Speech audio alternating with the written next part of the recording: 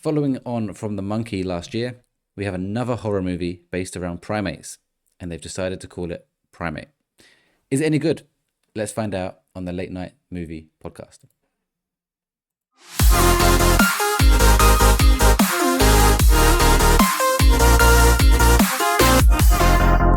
Welcome back to the Late Night Movie Podcast. I'm your host, Welchy, and joining me tonight, as always, is Mr. Pop Figures himself, Andy.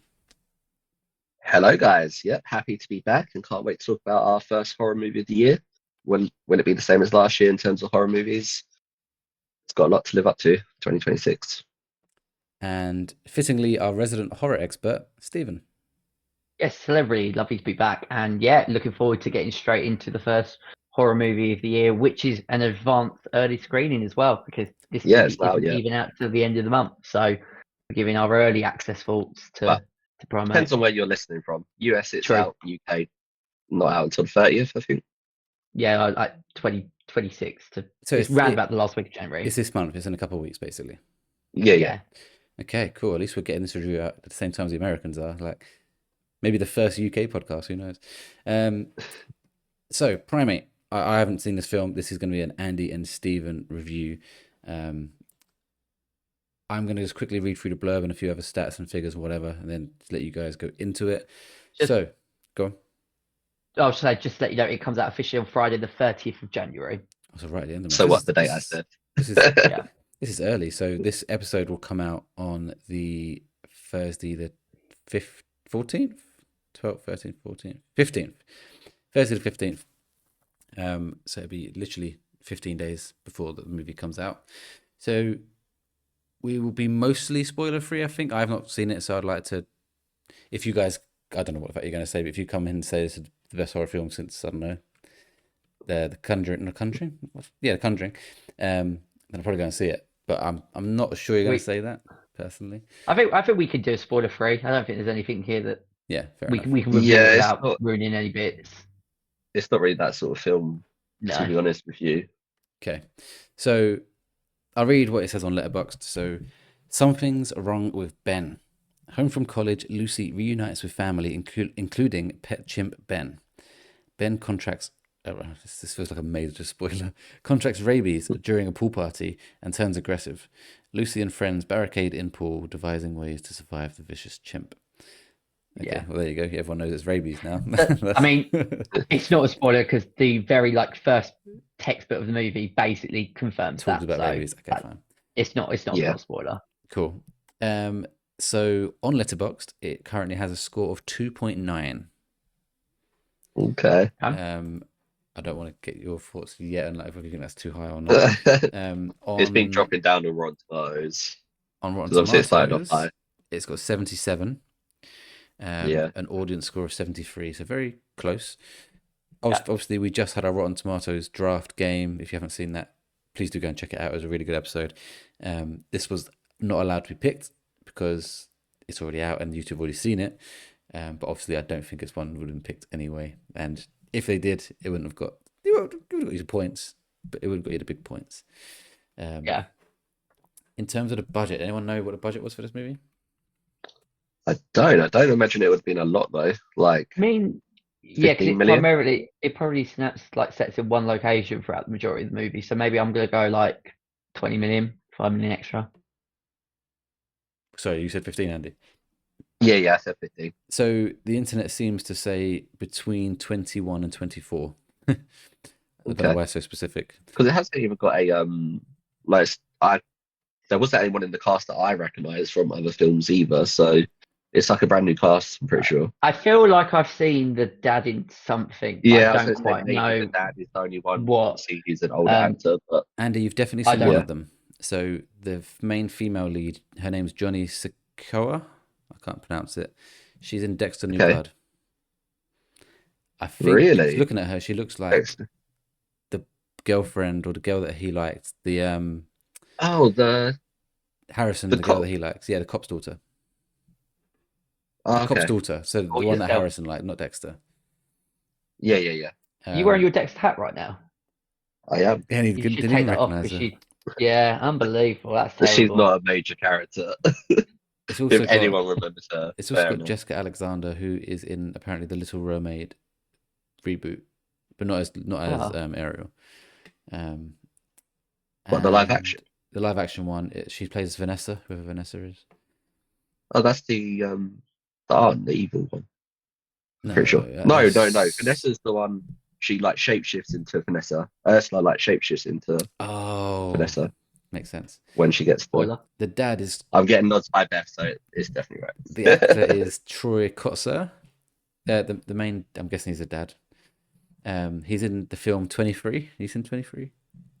No way. Yeah, but you recommended that to me years ago back in Yeah. store, and it's like one of my favorite Jim Carrey films. Yeah. It's a completely different role for him. I do not remember. Obviously, I haven't seen that in years. Yeah, I've not seen that. Is he in anything else? Nothing that I would. Hang on. Coda, Black Rabbit. There's nothing here that looks very obvious. No. Although I also wouldn't just. Oh, he's deaf. He's been deaf since birth.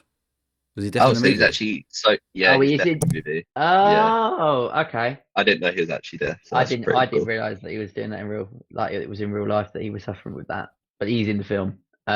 Also, first one that we've done, closest to the budget, so 0.1 for me. So I did say 20 million. Warming up for the quiz. So this film did come out January 9th for America. So domestically, like I hate that they call it domestically because everything revolves around America. It currently has 13.4. So it looks like it's going to blow past its budget at least. It's come to the end of its opening weekend, so yeah, that's decent. Not bad. I can understand why. I mean, the trailer pretty much kind of tells you what you need to know and what you're in for, and it's one of those movies that I think horror lovers, and also I put it into like the category of those movies where animals go insane, like your snakes on the plane, Cocaine your Bear. dog soldiers. Cocaine Bear is another great example. So there is sort of a sub genre in the horror category of these kind of movies that tend to maybe not blow the waters critically, but they do get asses in seats. Yeah, and there's not much out at the minute, so it's something to see, isn't it? No, it's always a good time to put something out. It starts to kind of get going from sort of the next couple of weeks. 28 years. Yeah. Okay, so I would also go on. Sorry, I just got to add that I always think horror movies in January is a real big risk because some production companies look at January as like the kiss of death month to release something. I remember like many years ago they released Paranormal Activity, the Mark ones in January, and there was a reason why they did that because it was absolutely just nothing short of disgrace. So it is one of those months where it can be a gamble. You release your trash, basically, yeah. But then, if you're saying that, if like 28 years later, The Bone Temple is like one of the contenders movie of the year, then that kind of breaks that up. But I do think you look at January, you think mostly shit up at the cinema at the moment. Maybe that's just me, but I feel like that's kind of the connotation that this month has. So I'm trying to decide what to do with movie reviews going forward because I've got a massive spreadsheet of all of our reviews. I think I'm just going to keep logging on to the same one rather than have like a 2026 reviews. Maybe I'll mark it in a different color so we can see which ones are from what year. Actually, maybe I'll do that. That's nothing for the podcast. It's just for me so I can talk about where you put movies. Okay, so Primate, we've gone through the numbers. Let's find out what you guys think. I need to quickly go and get my daughter a drink because she's just there. I just need to go and get one, but I'm just going to let you two talk. So you're going to see my camera go off, but carry on talking. What do you think of Primate?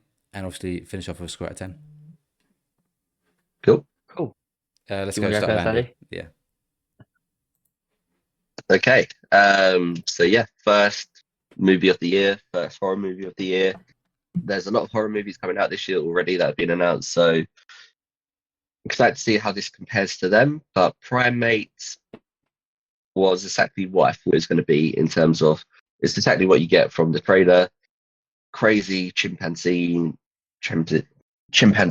obviously gets rabies and starts going on a crazy killing spree. Well, I say crazy killing spree. Obviously, there's a family in the cabin in the house, and yeah, the ape just starts going mental. So, what I like about this film is it's sort of on the edge of your seat the entire film, so it's quite intense. Maybe not the first sort of 15-20 minutes of the film, sort of more build up, getting to know the characters, getting to know Ben, who plays the chimpanzee. I like the fact that obviously now that we know that the dad was actually deaf as well. So that's good to know that they've used a deaf actor to play a deaf character in the film, which does add a bit more later on with some scenes, in terms of how they try to obviously escape the situation that they find themselves in. So yeah, overall, I quite enjoyed this film.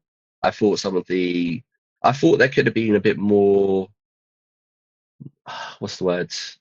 Not action, but I feel like there was obviously a lot of kills in this, a lot of gruesome kills, should I say? So it was quite graphic, which is where I think the main horror part of this horror element of this film comes from. I don't think it was a crazy movie of the year contender in terms of sort of the horror side of things, but the kills were very fun and graphic and difficult to watch if you find something like that a bit sort of, if they make you feel a bit sick in terms of sort of the gruesome kills. But I don't want to spoil too much by going into details about those, but obviously, Stephen, you know, from some of the ones we saw, the one on the bed in particular was, I think, the worst one in my opinion in terms of what it showed. And obviously the way this film starts as well, it hooks you straight in with the introduction, which then also links back into the rest of the film, which is really good. So but that first scene just sets the tone for the rest of the movie in terms of the kills, at least.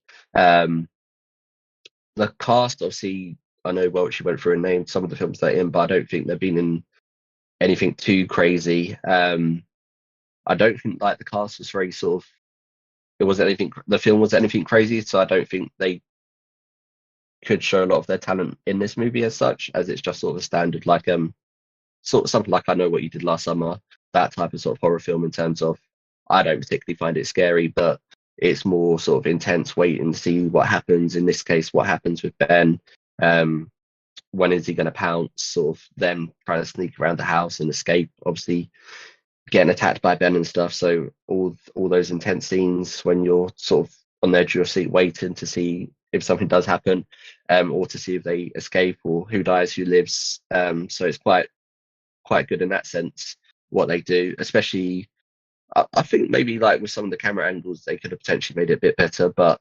some of the scenes where it sort of cuts to a different shot and then obviously Ben reappears or disappears, I thought was good, and added that again, that extra level of sort of intensity to the film. I think we're going to see better horror films this year though. So my first score for 2026, I did actually really like the film. I thought it's exactly what it says on the tin, and for that reason I'm giving it a 7 out of 10. So I gave it a 3.5 on Letterboxd. Yes, I've given it a 7 out of 10 in terms of our scale. So yeah, our first horror movie rating from me. Cool. Yeah, continue. Oh, okay. All right. So, sure, I'll go cool instead of that. So I'm just bringing up my notes quickly. I pretty much echo everything that you have said in your review. I think we're pretty much absolutely aligned with our thoughts. I went into this sort of thinking that it was going to be just a simple movie about a family who have a monkey that goes absolutely crazy, and that is literally sort of the whole premise of the movie. I really enjoyed the graphic kills, as you said. There's something that happens at the very beginning, and then, as you said, it flashes sort of like 36 hours beforehand. And I did turn to Andy and I broke the code of conduct and said, okay, well, that's why that's an 18 rated movie. You kind of know very, very early on what you're in for.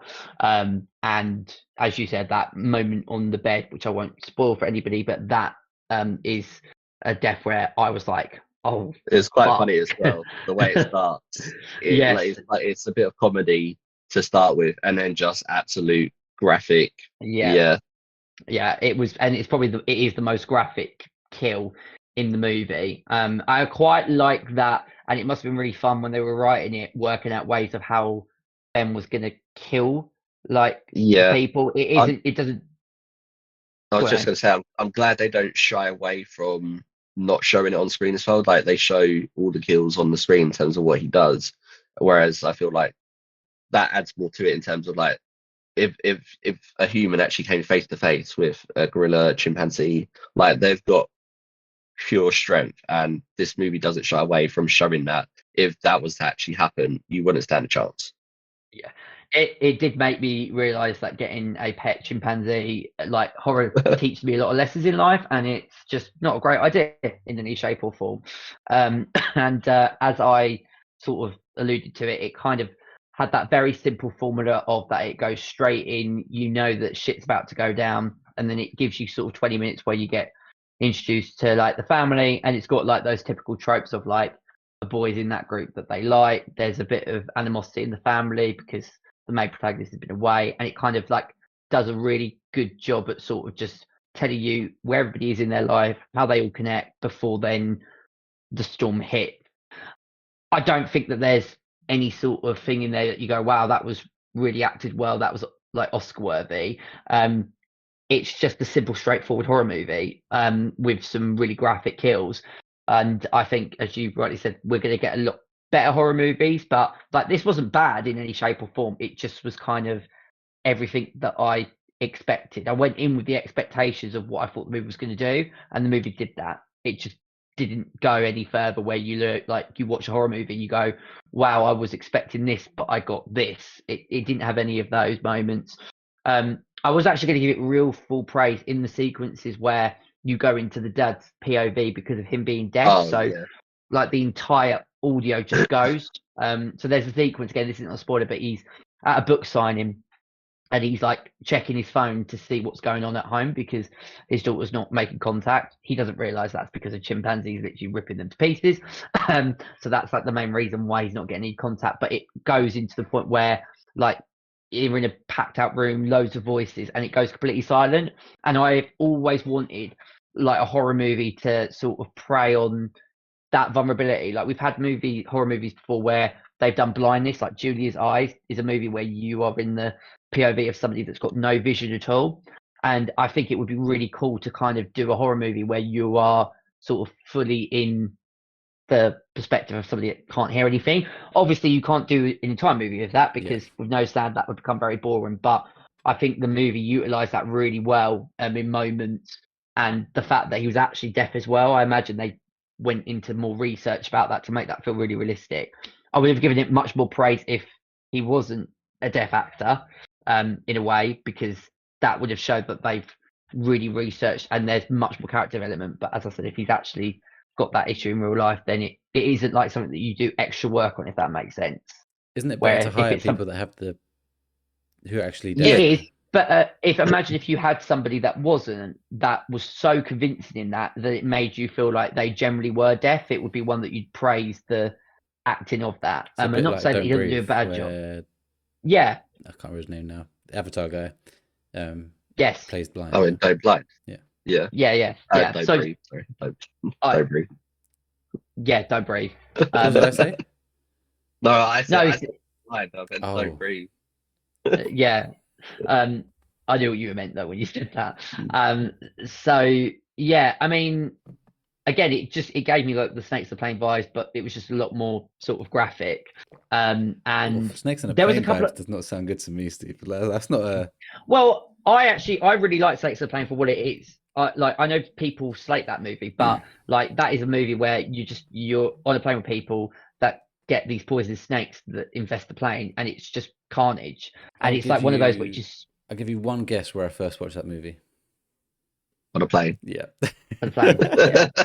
That's a really bad thing to watch on a plane. Yeah, it was. I was young as well. But it's one of, and I feel like Primate for me kind of falls into that where like I'm not going to criticize it. Oh, that was really poorly acted, or that was really badly written. Like it's what you would expect, and that's exactly what I got with Snakes on a Plane. Like it's not going to win any Oscars or do anything. And sometimes movies don't have to do that. No.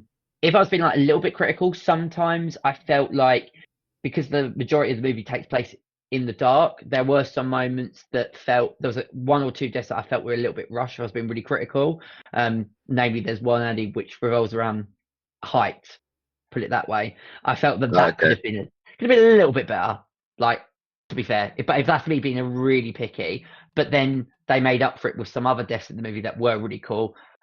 You hit the nail on the head. It's intense all the way through. It's not scary in any shape or form, and kind of does what I would expect. Is probably the best way that I can summarize the movie. You mentioned, I think it's probably just one of the kills, but a little bit of comedy. Was that just for that kill, or is this got a slight comedy vibe to it? No, it was literally just. I say comedy. It wasn't. I found it funny. Right. I don't think it was like purposely trying to be funny. No, okay. It falls back to that same debate that we always have, where in horror movies you can sometimes laugh at something really violent and graphic, but you're not laughing because you're like, oh, that's really funny that someone's getting killed in that way. You're laughing at just how ridiculous it is, because it's a ridiculous death scene, put it that way, that happens, and it wasn't what I expected when that person is on set bed. And both me and Andy started laughing at that point. But I've always been that person that has always said that, like, because horror and comedy are so closely together, like sometimes you have that nervous laughter. If you're like on the edge of your seat, you're thinking like, don't open the door, bitch, don't open the door, bitch. Like it has that kind of thing to it. And we were in a pretty packed out screening for this Scream Unseen. And I actually heard numerous people sort of laughing, or there was like an older couple to my left. I feel like the guy was going there to watch Primate, and she was rooting for 28 Years Later, because I heard her going, for fuck's sake, it's the monkey. But she had her eyes shut for like half of that movie, and I reckon like they had a disagreement on the way, and Shafira going like, why the hell did you drag me to that kind of film? Although I don't think 28 Years Later, monkey, that's a year old. Yeah, but not only that, like 28 years later, it's going to be just as violent as graphic. So if she's squeamish, like maybe she's in the wrong place for that. But there were other murmurs during that sequence of laughter and people going like, no, that's crazy. But yeah, like all in all, for me, there's going to be better horror movies, but it certainly isn't bad in any shape or form. You didn't give a score while I was away, did you? I did. I gave 7 out of 10. 7 out of 10. Okay. Yeah. Stephen. And my score is going to be 6 out of 10. Oh, he went lower than me. 6, okay. No. Yeah, I feel like, because 6 is like decent, isn't it? Yeah, so just to remind everyone of the scores, it's the first time doing it this year. 10 would be masterpiece, which clearly this isn't. 9 amazing, 8 great, 7 good, 6 decent, 5 okay, 4 bad. I swear I get confused because we don't have that many down this below. 3 would be awful, terrible. Awful. One's like disgraceful. 1 is disgrace. Yeah. Yeah.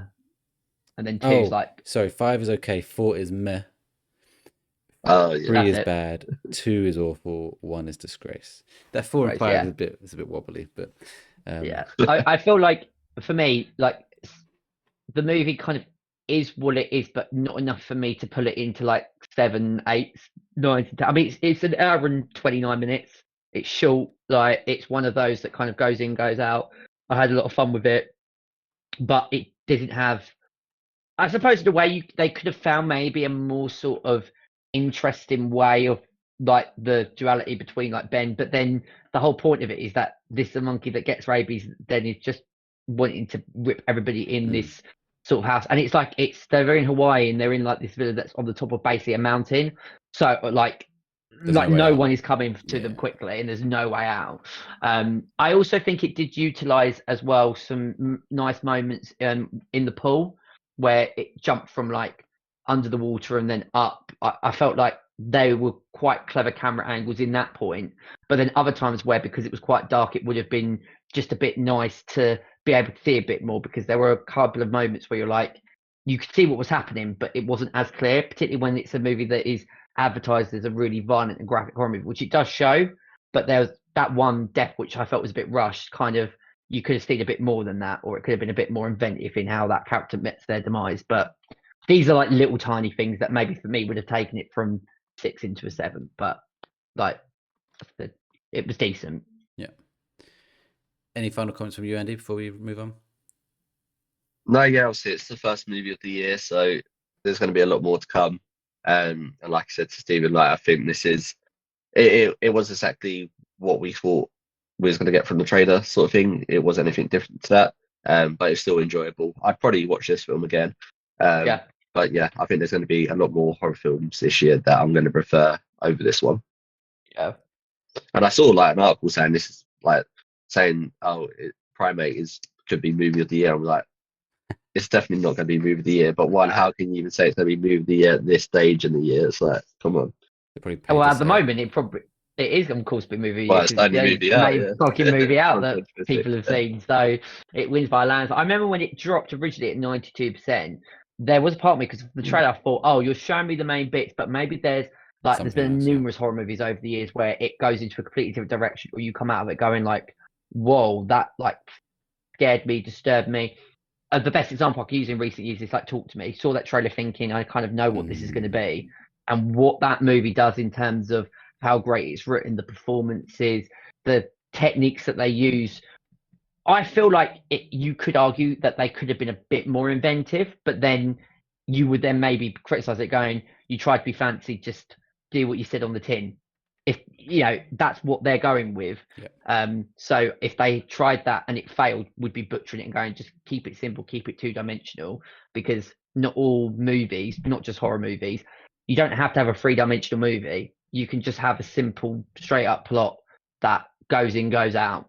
And this is one of those movies that fits into that category. Okay, thank you both for reviewing that movie. We're going to take a very short break, and when we come back, we're going to be talking about Fallout, Housemaid, and anything else that we've been watching.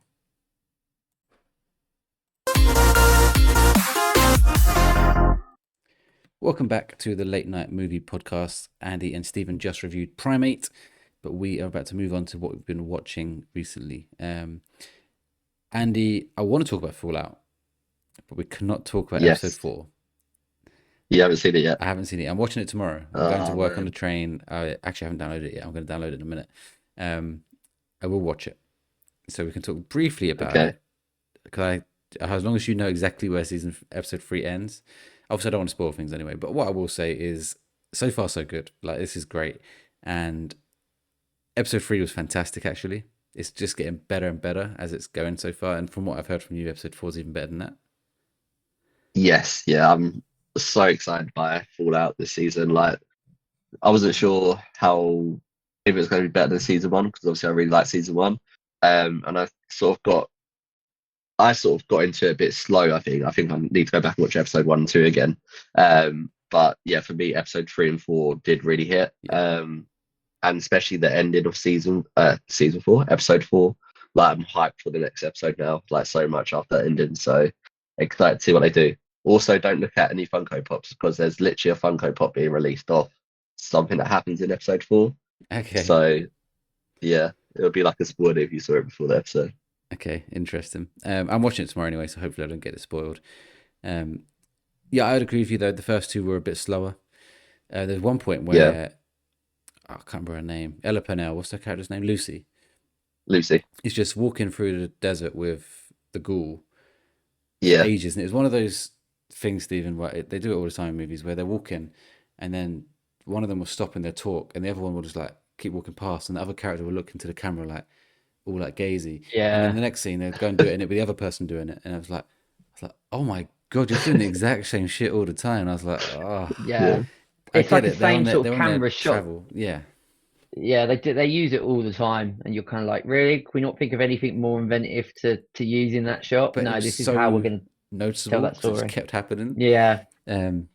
But shit has gone down. Like, things have happened. There was a moment with the scorpions, which was pretty cool. Yes. And then you got was that episode 3? That was episode 2, I think. Scorpions. Episode 2. Then Maximus has got his little side story. The way it ended, he just. Yeah, I don't want to spoil things for people that haven't watched it, but he's just done something which could potentially lead on to a much bigger thing. Let's just put it that way. Okay. I see. I don't know what he's done in episode 4 though, so it's like. Yeah. Fair enough. I don't want to say too much either. I think I know what you're talking about. Yeah. Does someone else put on armor? Yes, someone else. There's 2 people in armor. He's one of them, and he's done something to that guy. Okay. When you meet someone from the first season. I keep getting hounded by someone at work to start. I haven't seen season 1 yet. It is on my list to watch. It's just all the stuff that I'm trying to get through watching and gaming as well. It's just find the time. So I will get around to it. I've heard though that like season 2 is better than 1 at the moment. Is the One was general very consensus? good. What I will say is, if I'm The Last of Us, I'm looking at this thinking this is how you do fucking season 2. By the way, like they are just Yeah. taking it and running with it. I know you guys weren't as low on season 2 as me, but I also The just more I think think about it, the more I wish I was. this is how you do a gaming show. I know it's not always possible because the Fallout is so wide and massive that you could just make your own story within it. Yeah. But I Yeah. think that's the way to go to be more successful. I think when you're just copying a straight story from a game, sometimes it just does not relate as well. Um, all the time. Sometimes it's Yeah. great, but what they're doing here is they're taking the right elements from it. They're taking the right characters. There's some characters like the house character is in the games in Fallout New Vegas. Yeah. They're taking the right enemies, the right things, the right knowledge, the lore and stuff, but making their own story with this new character, the Ghoul, who I think they've added all these characters to Call of Duty apparently, which is fucking ridiculous. But yeah, I just think it's great. I'm super excited for episode 4. And what day are they coming out? Like actually I need to releasing? check because every time I haven't actually checked what days they release on, but every time I've gone to Prime, like I see the episode, I'm like, yes, get to there. I'm hoping it's Wednesday so I can watch it on Wednesday as well. It usually, most TV shows usually do drop on a Wednesday for some reason. If not, I'll be behind again next week. But yeah, super excited for that to continue. First, I've got to catch up with you, Andy. Yeah, no, yeah, I'm very excited by all of it. Maximus, his character, like, I'm really enjoying him again this season. I think he's like, it's almost like, I don't know how much has happened in episode 4, but I feel like it's roles reversed in terms of with Lucy and sort of Maximus. Okay. I don't know This what that means by season. roles reversed, but so you think he's the main character now? No, just in terms of like he's like Lucy's like very innocent. Was Yes. is innocent. Don't spoil things, And Andy. he's he's obviously like the one in armor with the guns, Yeah. action sort of thing. But yeah, I think they're especially going into episode 4 and like sort of end of episode 3 and stuff. Yes. It's coming more roles reversed. I see what you mean. Especially when you see the end of season. I keep saying season, the end of episode 4 as well. You'll know what I mean when you watch it. So we are planning currently to have a review episode of season 2 in 8th of February. That's when we're recording it anyway. So if you can catch up, Stephen, then great. If not, then it'll just be it'd be like a small section like it is in this, like half an episode like we did with Primate. But another film that you two have both seen, I have not seen it, is The Housemaid. Is that right? Is it what's called? The Housemaid? Yeah. This is one that Tay wants to go and see. She's read the book. She's found the book. She's going to see it at some point. I heard they've already greenlit a sequel because they have. It's done very well financially. What did you think of it? Let's start with Stephen this time. So I went to see this on Boxing Day with the family. We went to watch it together. 23rd. But yeah, it was this was my 90th cinema trip of 2025 because I didn't then go to cinema until Friday when I went to see Zootropolis 2. I had high hopes based on the reviews, the critic comments that I'd heard from it. Also, any movie with Amanda Seyfried and Sydney Sweeney is a yes from me. I think they're both tremendous actresses. I've always thought Amanda Seyfried has this great wide range. Like I firstly saw her in comedy, like movies to start, and like in Mamma Mia, was when the first time that I like took notice of her. And then she was in this horror thriller movie called You Should Have Left with her and Kevin Bacon in it. It was a really like serious performance. It was the first time that I'd seen her go to that sort of level. She's absolutely like batshit crazy in this film. And it's great. She does a tremendous job. I've not read the book. All I will say, this is a wild ride.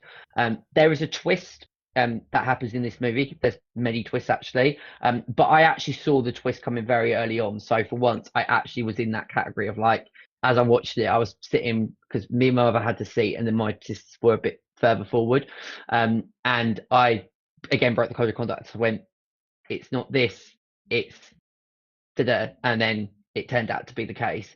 I thought it was told really well. The third act in particular goes down a really dark, like violent road. It's one of those where it's like really violent, really funny. It has kind of like those vibes of like those sleazy sort of like edging towards like the 50 Shades like erotic thriller. There's a sequence that kind of takes big influence towards that as well. And it's got, and this, I don't mean this in a weird way, it's got a very good looking cast. You know, when you watch those movies where everybody, like the main protagonist, I looked at him thinking, yeah, it makes me feel lazy when you look at his physique because he just, like, his muscles have muscles basically, and he shows those off quite extensively throughout the movie. But yeah, it kind of also plays a part of sort of, if you're in a bad relationship, the easiest way is just to get out. Housemaid teaches you not to stay, put it that way. I actually think it's really clever. It was one of those where the more I thought about it, like it sat with me for a period of time as well.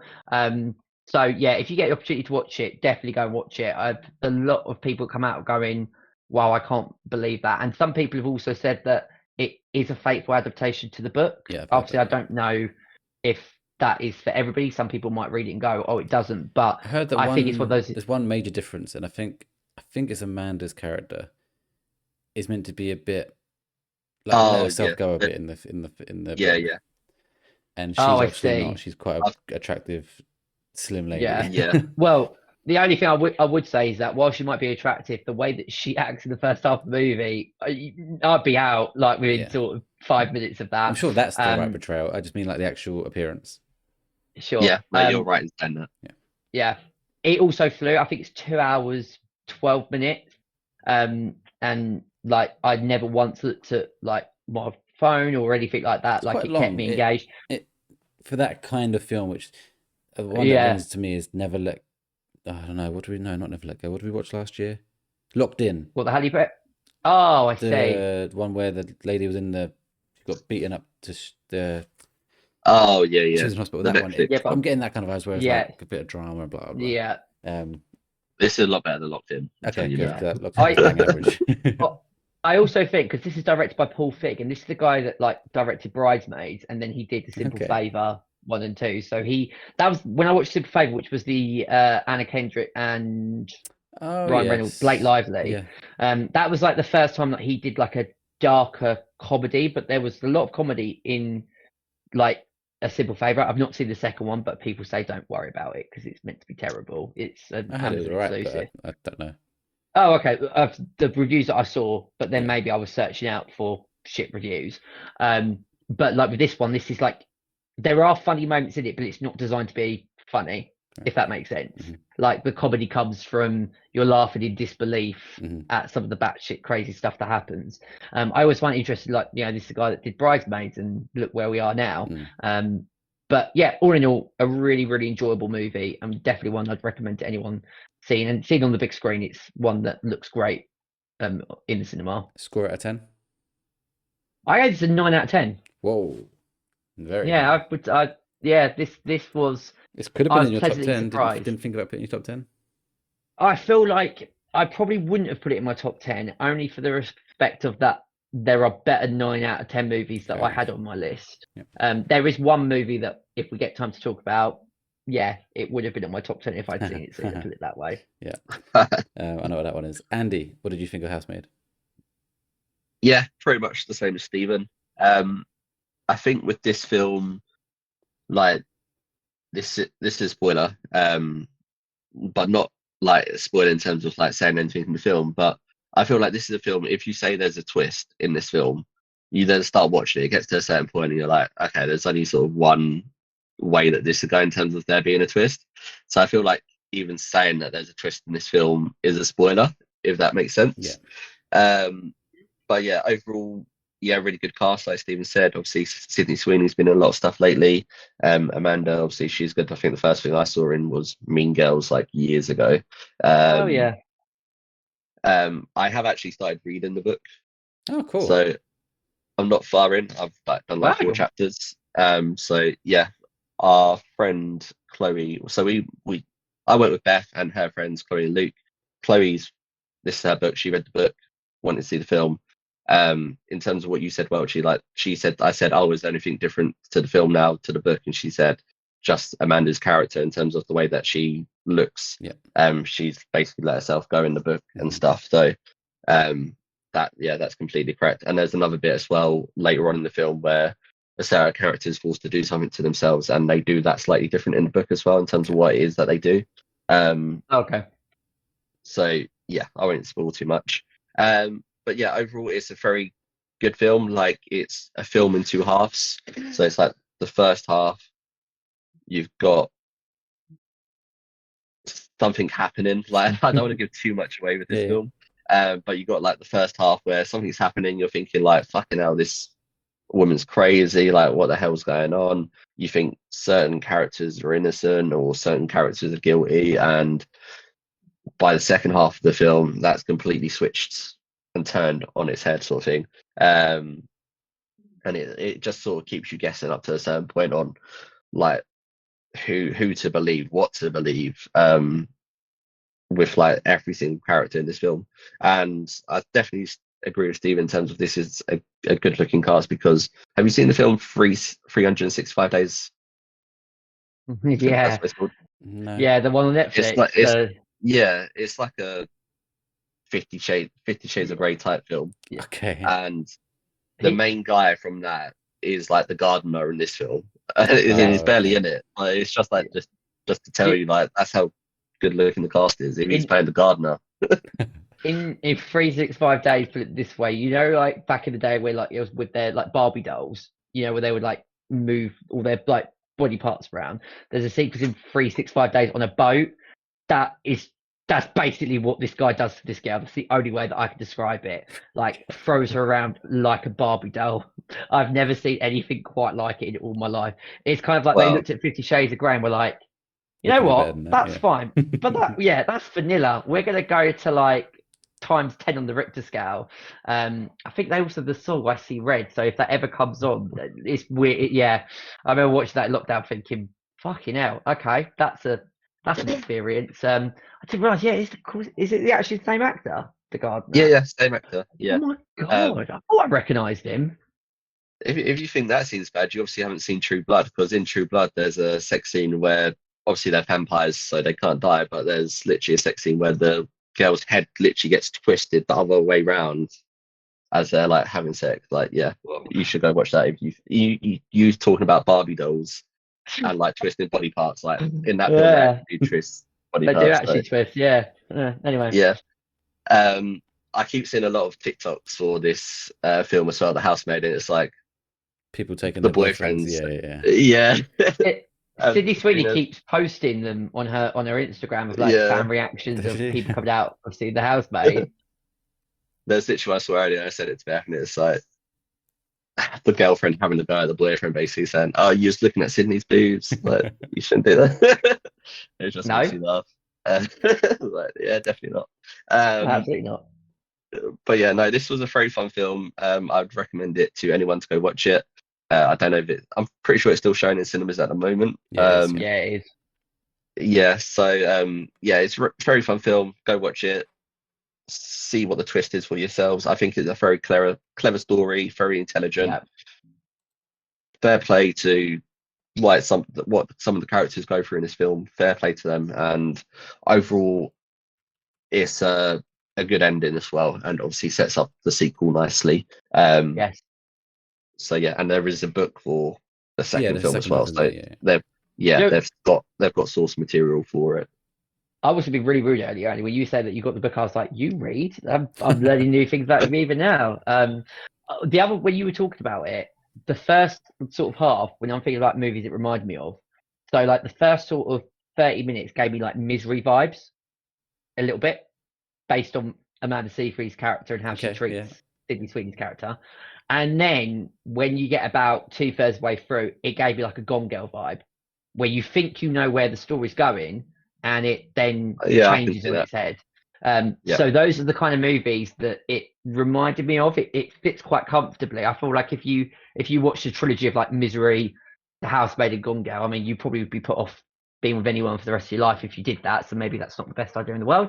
But they're quite similar in terms of the the genre and the twist. And yeah, I feel bad now by saying that because you're right. Although in saying that, my mother and my sisters both were like, we feel like there's a twist, but they couldn't quite put their finger on it. Where I was like, no, I can see. I saw it quite early on what was happening, but I don't tend to see that. Someone will go like, "Oh, did you expect that?" No. So maybe I was just Inspector Cluedo on Boxing Day more than what I normally am. So it had a budget of 35 million. It's blown out It's of the special. water. It's like over 100 million. 142 currently. Yeah. It's over 100 million of profit technically.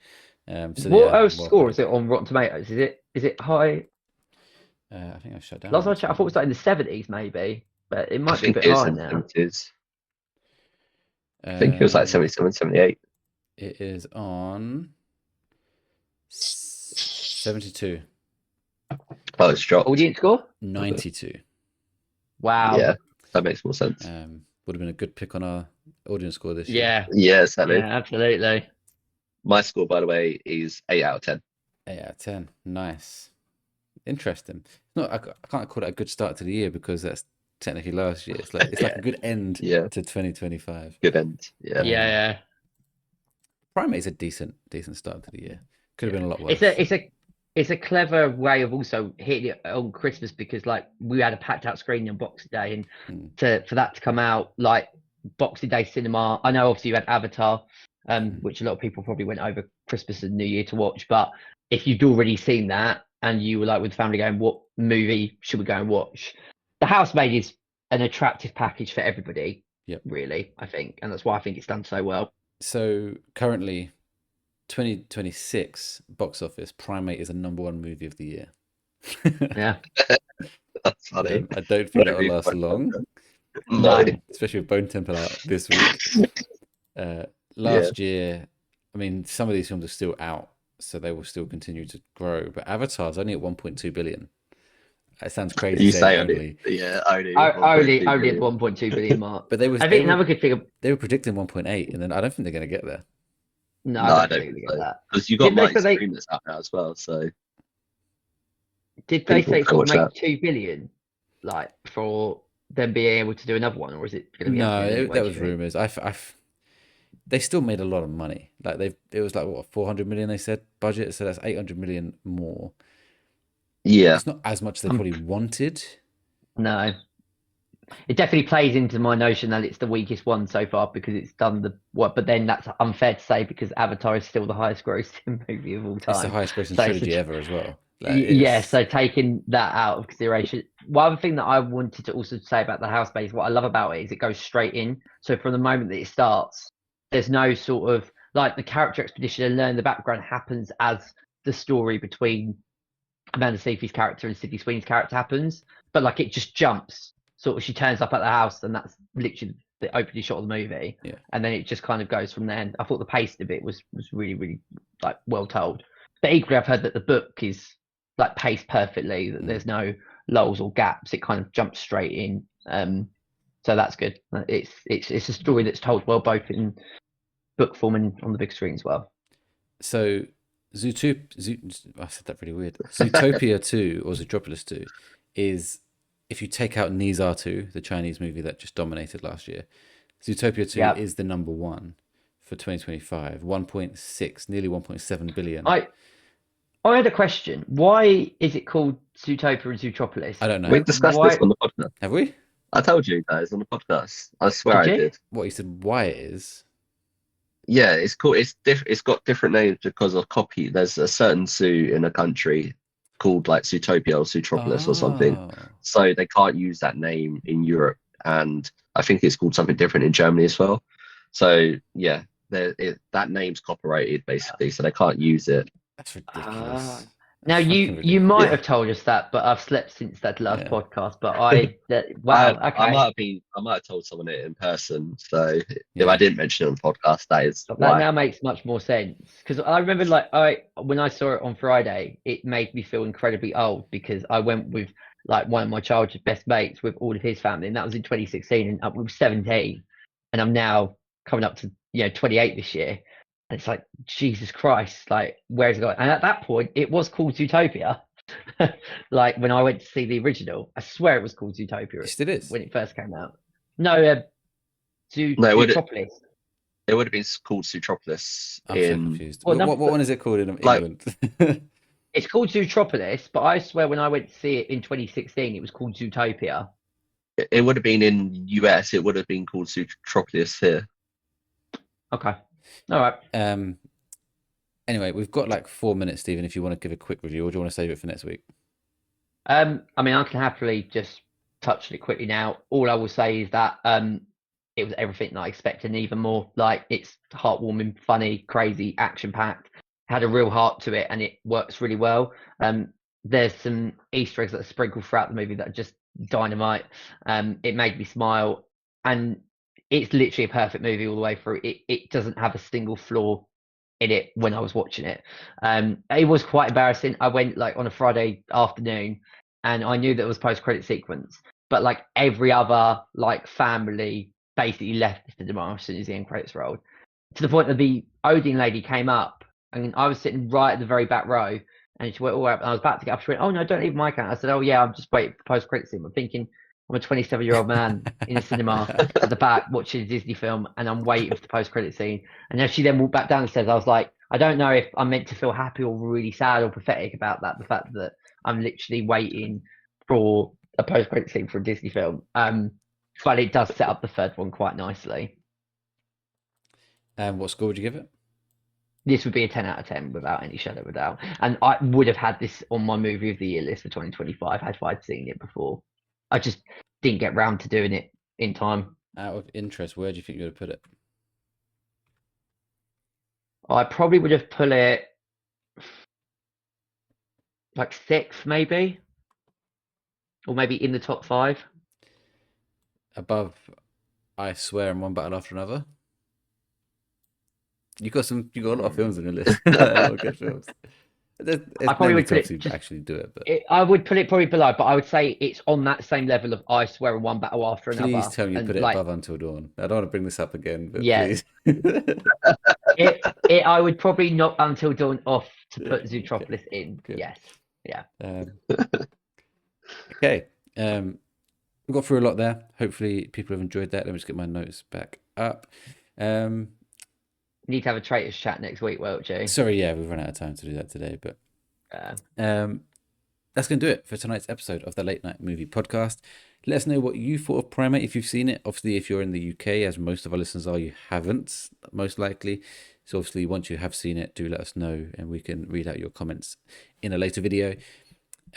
Drop your thoughts in the comments or tag us on socials at the Late Night Pods. We'd love to hear from you. If you enjoyed the episode, please make sure to follow and subscribe wherever you are listening. And if you're watching on YouTube, hit the like button, subscribe, and ring the bell so you don't miss the next episode. Speaking of which, next time we will be reviewing 28 Years Later, The Bone Temple. Not only one of the first movies of 2026, but the first movie from our Rotten Tomatoes draft to come out, which Andy is anticipating. Dun, dun, dun. Thank you for hanging out with us tonight. I have been your host, Welchy, joined as always by my co-hosts, Andy. Yeah, thank you as always, guys. It's been a pleasure, and looking forward to next week's episode. And Stephen. Yes, it's been a pleasure as always, and I'm quite excited for 28 Years Later, The Bone Temple. I'm hoping it's going to be a lot better than 28 Years Later. Thanks again for listening, and we'll see you next time.